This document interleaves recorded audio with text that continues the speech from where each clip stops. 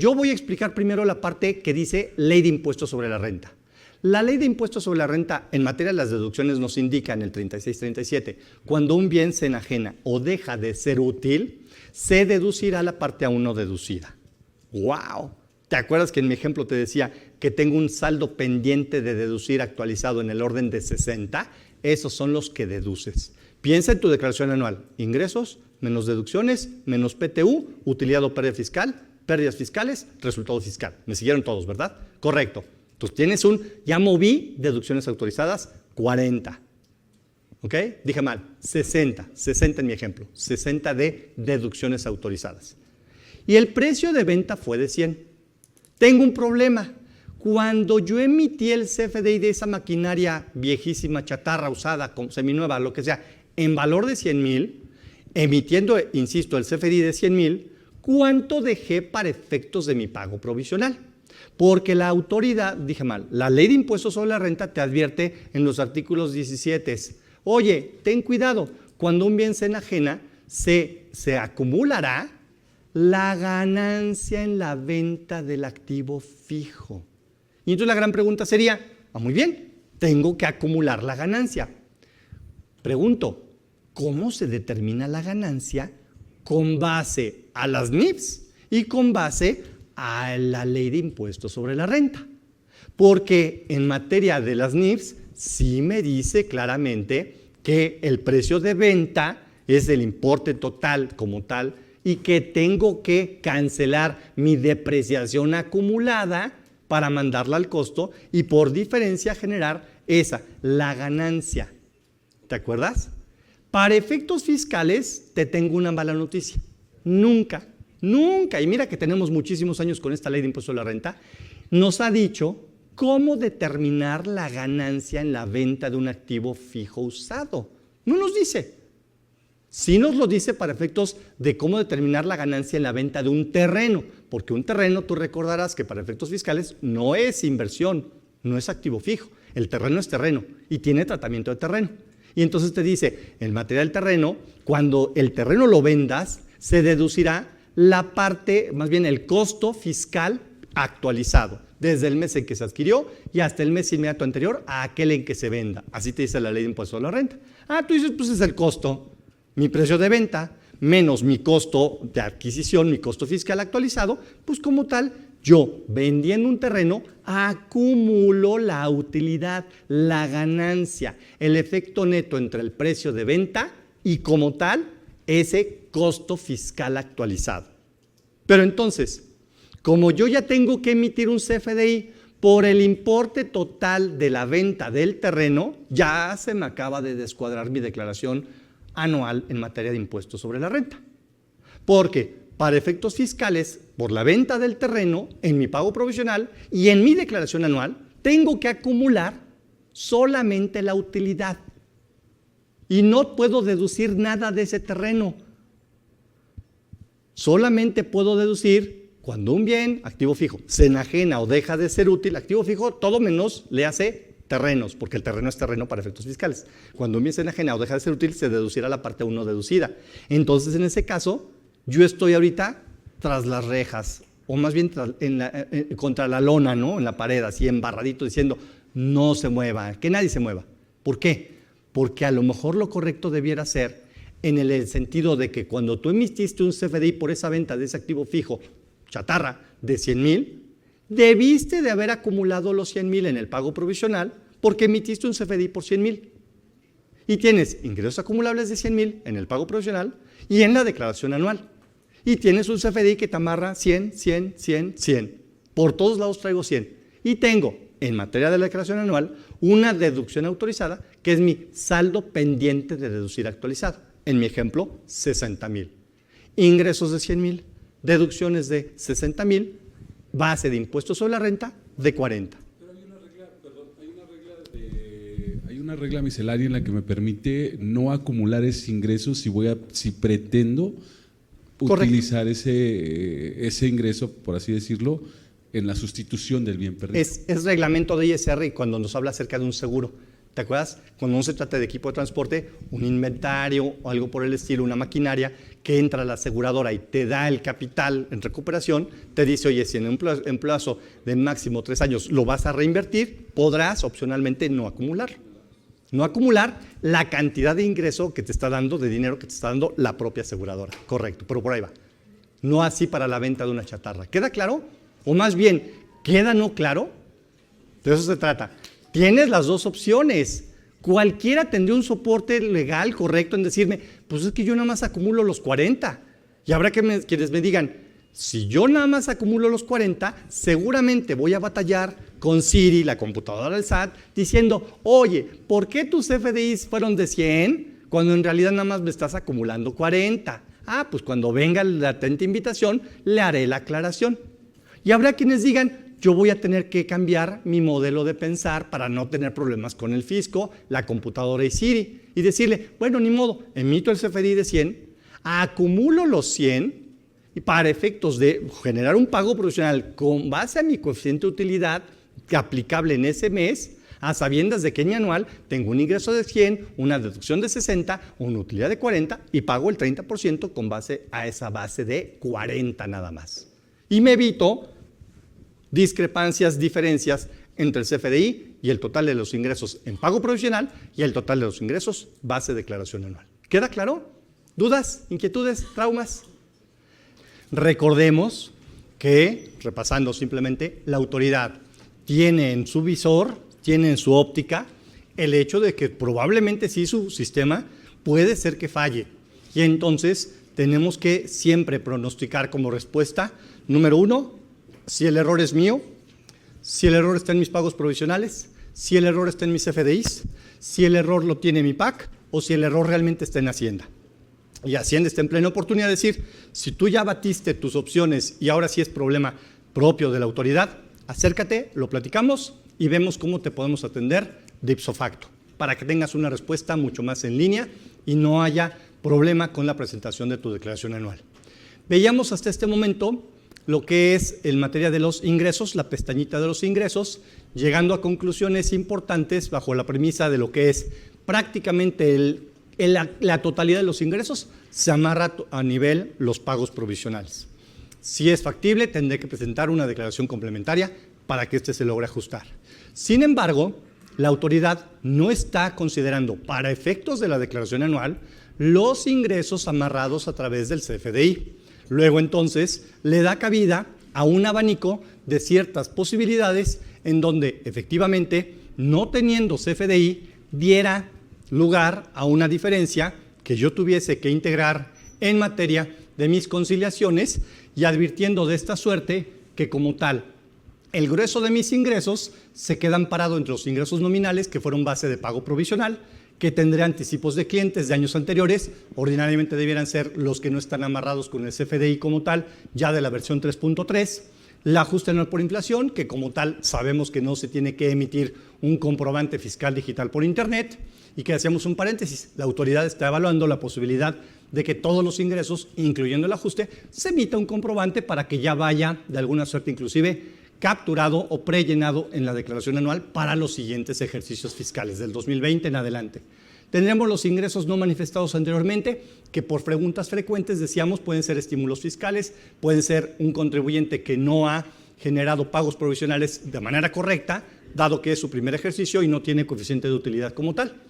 Podría ser también en el sentido de que obtuviste ingresos del extranjero, sí o no, para desplegarlo como pestaña y en su caso activar la captura en cada uno de los meses y que no siendo facturados de manera correcta le haces FDI, entonces ya llega un gran total de 31.250.000 y tantos mil pesos de ingresos acumulables.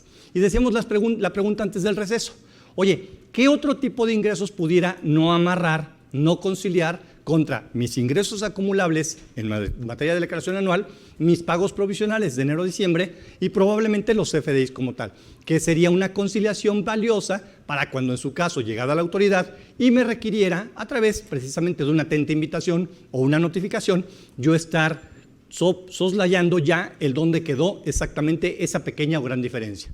Y decíamos, de manera natural podríamos encontrar lo que es propiamente la ganancia o utilidad en venta de activos fijos, que normalmente emitimos un CFDI por el total y que acumulamos el efecto neto de esa ganancia diagonal utilidad, mi ejemplo es de 100 menos los 60 de deducción autorizada, con los 40, y se vierte y se vuelve todo un tema, al grado de que probablemente, dado que yo no quisiera tener diferencias con la autoridad, discrepancias y una atenta invitación, en una de esas me convenzo de que tal vez lo correcto debiera ser yo jugar parte de mi base de pago provisional empatado con mi CFDI, el importe total de la venta, generar un pago provisional alto, vaya, obviamente primero aplicando el coeficiente de utilidad y después el 30% en materia de impuestos sobre la renta, y ya en anual que me arrastrara el dato como tal, total de ingresos, incluyendo el importe total de la venta del activo fijo, y en deducciones autorizadas el saldo pendiente de deducir actualizado. Veíamos otro ejemplo que dejamos pendiente. ¿Qué sucede con la ganancia cambiaria? ¿Qué sucede con los intereses a favor? ¿Qué sucede con otros temas que ustedes me pueden vertir? Decíamos entonces, en primera instancia, de los intereses, yo hacía la pregunta, oye, los intereses, por ejemplo, los intereses que formaron parte de mis estados de cuenta, cheques, inversiones, fondos de lo que fuera, ¿ya formaron parte de mi base de mis pagos provisionales? La respuesta es sí. Y si la respuesta es sí, probablemente yo no emití un CFDI por esos intereses en la banca, en un fondo de inversiones de la banca. ¿Por qué? Pues porque me dan un CFDI como comprobante de ingreso y de la retención correspondiente. Y de ahí entonces ya tengo o puedo hacer el match de que mis ingresos por intereses devengados a favor cuando se trata de sistema financiero ya tienen un CFDI como tal que se llama estado de cuenta bancario por reglas de miscelánea. Puede ser que yo haya prestado un dinero, un capital a un tercero, otra persona física, moral, y le cobro intereses. Esos intereses, ¿debo emitir CFDI? Sí. ¿Llevan IVA como tal? Sí. ¿Tengo que estar jugándolos dentro de la base de mi pago provisional? También. Entonces ya tiene el match dentro del renglón principal, 31.041.000. Vamos amarrados. Ganancia en tipo de cambio. ¿Cómo ven esa? ¿Se factura? No, como tal no. Se hace un registro contable, ok. ¿Y se hace un registro contable del neto entre ganancia cambiaria y pérdida cambiaria? ¿O debiera ser más bien no? Se hacen dos registros contables. Uno por ganancia cambiaria y otro por pérdida cambiaria, que se va al famoso costo integral de financiamiento con base a las normas de información financiera. ¿No tengo CFDI? ¿Forma parte de mi base de pago provisional? Técnicamente sí, debiera ser. Si yo hago un registro contable correcto, me debería de amarrar y ese dato lo podría obtener también directamente de mi cantidad que se genera a través de esas otras operaciones no recurrentes, no frecuentes, ¿sí? Y que entonces como tal se empieza a hacer un deslinde, se hace un match que no corresponde derivado de mis ingresos acumulables para pago provisional, mi declaración anual y mis CFDIs. Sería factible en una de estas, si me apuras tantito fisco, al igual que el ajuste anual por inflación y esta la ganancia cambiaria, pues déjame emitir un comprobante para que tú tengas como tal un CFDI y que no me estés dando lata de que no cuadran el total de mis CFDIs contra los ingresos como tal. Oye, ¿qué pasa si emito un CFDI de ganancia en ganancia cambiaria o de la ganancia por cuestiones del ajuste anual por inflación, público en general? ¿Se vale? Pues sí. ¿Dónde me dice que no? Al contrario, curiosamente cumpliría un requisito que me pide precisamente el 2929 de código. Los contribuyentes deberán expedir un comprobante que reúne requisitos fiscales por la totalidad de sus ingresos. Que no lo hagamos porque pues es que nadie me pide el CFDI por el ajuste anual por inflación, pues técnicamente lo tendríamos que hacer. Es decir, curiosamente la computadora nos está orillando a decir, chispas, sí es cierto, yo debería estar haciendo un comprobante que reúne requisitos fiscales por disposición fiscal, que no lo haga por tradición, por costumbre, porque no, hombre, ni mi abuelito cuando llevaba contabilidades quemaba un folio de un papel con sus 8 copias de diferentes colores por el ajuste o componente inflacionario que se llamaba en aquel entonces. ¿Está bien? Pero ahora yo me pregunto, ¿que no estaremos obligados a expedir un CFDI como tal por ello? Probablemente sí. O sea, me está orillando, me está empujando a decir, hazlo bien y verás que no debería de existir ningún descuadre entre las tres cantidades. Pagos provisionales, anual y CFDIs como tal. Si me apuras tantito, para allá vamos. ¿Estamos todos de acuerdo? contemplando que lamentablemente en materia de impuesto al valor agregado muchas veces no podemos hacer, o al no hacer un registro contable correcto, estamos imposibilitados a decir, pues es que es un lío emitir un CFDI por ejemplo, la ganancia en tipo de cambio. Les platico un caso de llamar la atención. Oye, fisco, si yo enajeno un bien a determinado cliente y resulta ser que el dólar en su momento estaba a 19, se lo facturé al producto $1 a 19 pesos, con el IVA correspondiente. Después resulta ser que porque si el coronavirus o que si lo que quieras, el dólar se nos va a 20 y sube en ese mes, sube en el orden de $1, yo debo de reflejar en mis cuentas por cobrar un ajuste por la ganancia en tipo de cambio, ¿ok? Entonces la gran pregunta sería, ¿tú considerarías que la ganancia en tipo de cambio, producto de esa venta, causa IVA? ¿Qué me dirían? Bueno, que sí, pues que sí, pues no, pues que no, que no. ¿Y qué hacemos entonces? O me voy del lado de los que me convenga, ¿no? Más fácil. ¿Por qué sí llevaría IVA? Porque resulta ser que el impuesto al valor agregado se causa conforme a flujo de efectivo. ¿Cuáles son los 4 actos gravados en materia de la ley del impuesto al valor agregado? Enajenación de bienes, prestación de servicios, uso o goce temporal y las importaciones. Fíjate, las importaciones que da lugar a un IVA acreditable, en realidad da lugar a un IVA causado. Causado. O sea, yo importar causo impuesto al valor agregado. Tan es así que si ese pedimento de importación lo libero con el pago de mi impuesto al valor agregado, entonces sí causó IVA. ¿Que da lugar al acreditamiento? Esa es otra historia. Estoy hablando del 28 de la ley de ISR y su reglamento correspondiente 5051. Pero como tal, es un acto grabado. Luego entonces, ahora la pregunta sería, pero entonces si me dices que vendiste un producto, hagamos rápido un ejercicio, aunque sea mentalmente. Si tú vendiste un producto en 19, como tal, ¿qué registro contable hiciste por la venta de ese producto a $1 y que obviamente lo facturaste a $1, aunque contablemente lo tienes que registrar a 19 pesos por tipo de cambio?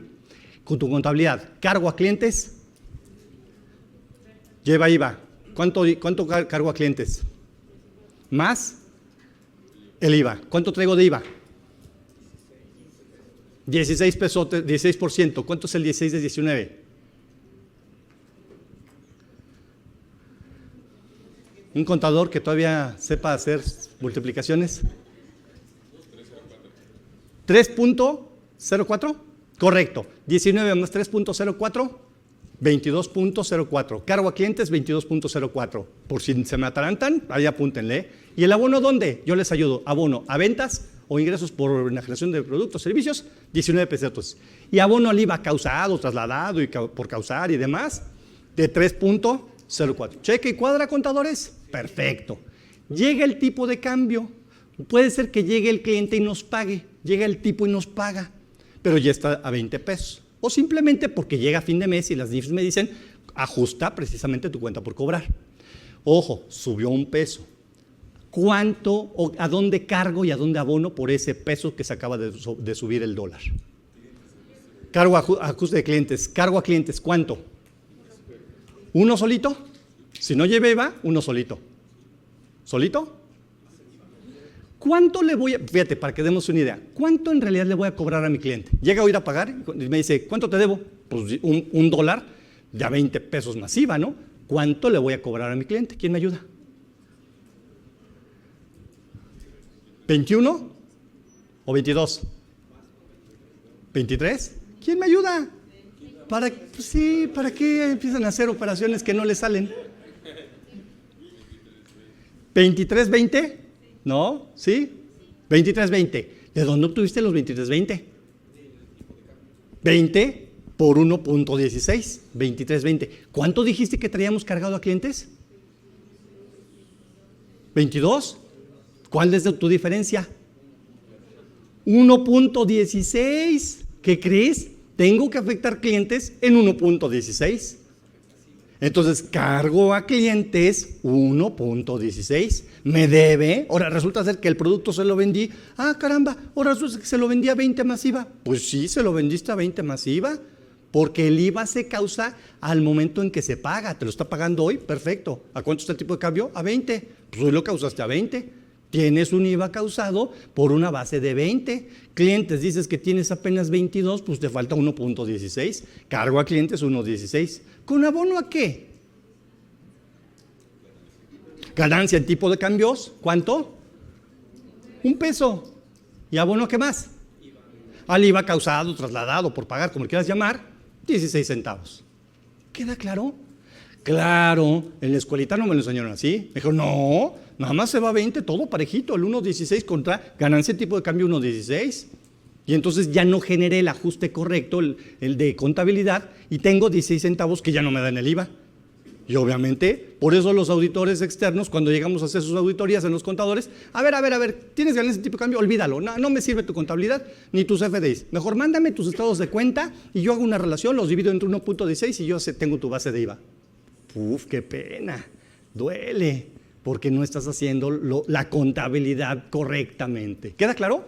Es entonces en donde tengo que hacer un correcto registro, porque al revés también, en el caso de los gastos, de las inversiones, lo que fuera, ese IVA acreditable, generalmente ahora ya es IVA acreditable por generar una compra, un activo, lo que sea, pues ese se va a mover para arriba o para abajo.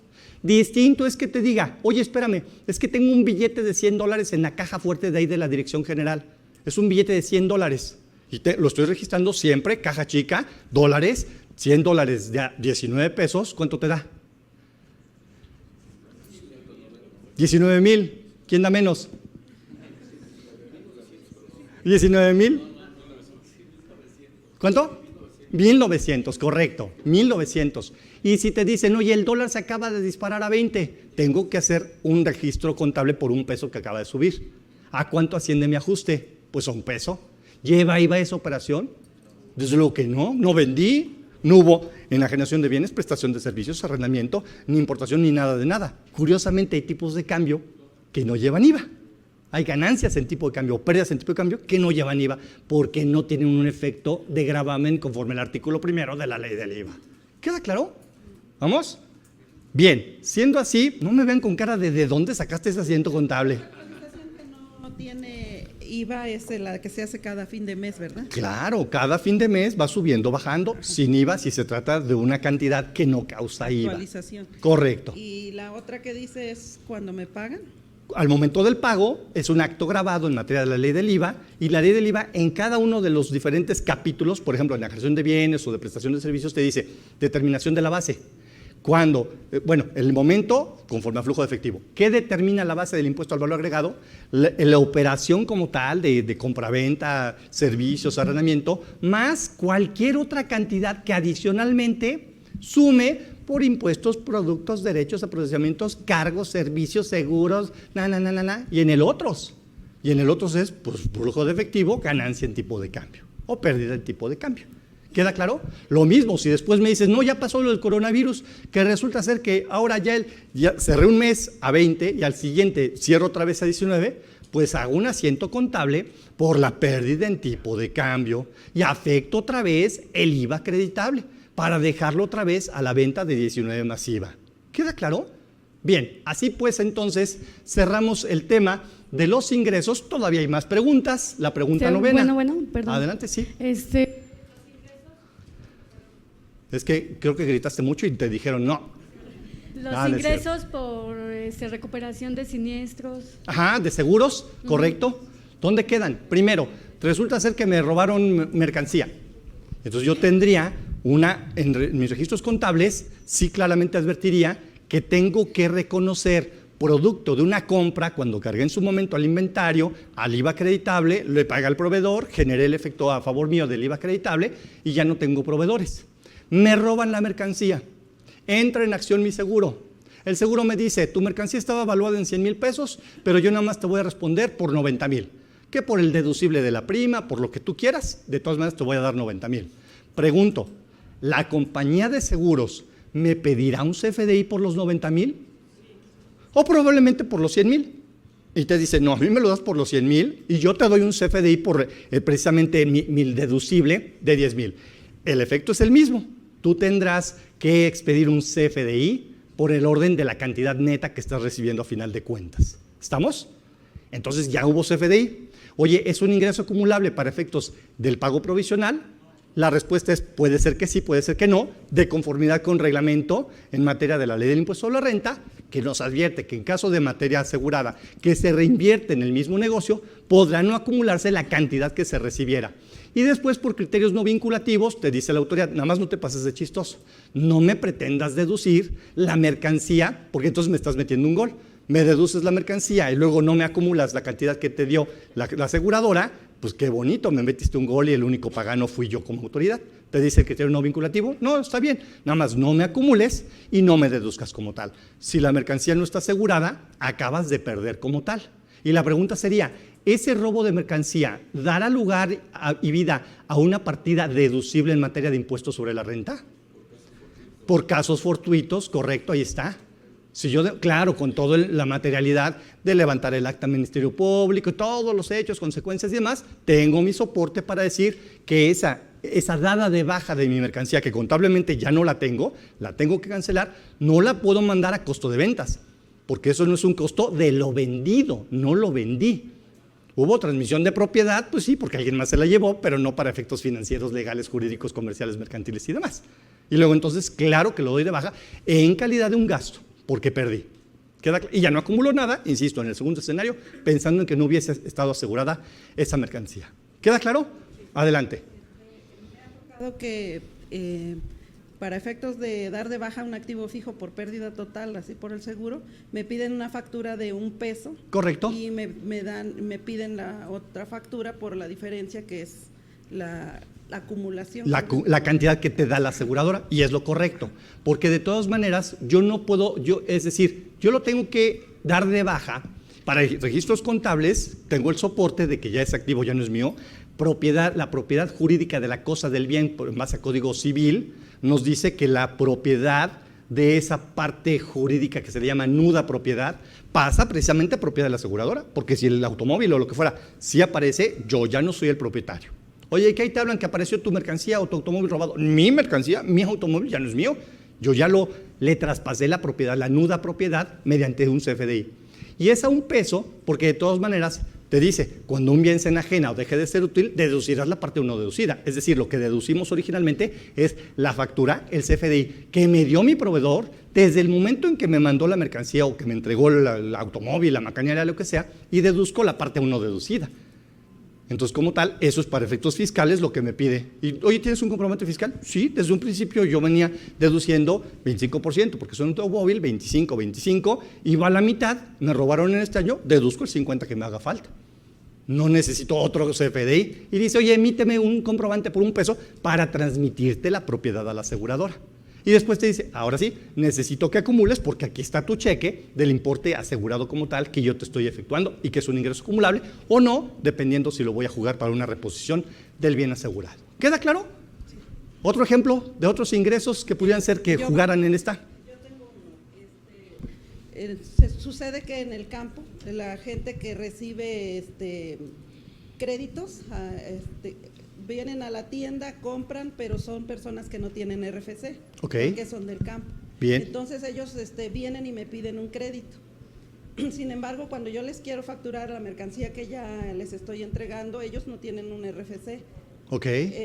Pero son venta público en general. Correcto. ¿Sí? Entonces yo les fío, como quien dice. Sí. Y cómo les pudiera hacer yo la factura, porque tendría que hacerles un PPD con RFC genérico. Correcto. Entonces la factura de público en general me dice en la regla que no puedo expedirla con un RFC genérico. Así es que tendría que ser PUE en caso de que fuese venta pública. Tendría que ser un RFC específico, tendría que tener RFC. Entonces, para que sea no público en general, correcto. Ajá. Entonces ellos vienen, me compran y entrego la mercancía, pero luego ¿qué hago con todos los depósitos que me van dando? ¿Cómo se los facturo? O sea, ¿cómo entregaría yo? Me van pagando poco a poco, pero no saldan el 100% de su cuenta. Sí. Mira, si esa problemática la hemos vivido en varias ocasiones bajo la premisa de, oye, qué curioso, yo tengo que expedir un comprobante fiscal por cada una de mis operaciones e ingresos. Me dices que si no me pide factura o no tiene RFC, tendrá que registrarse venta al público general. Me comentas que por tratarse de público general, tendría que ser forzosamente PUE, pero yo sí le estoy dando crédito. Es un apartado que no se contempla actualmente en lo que es la guía de llenados en materia de los FDIs.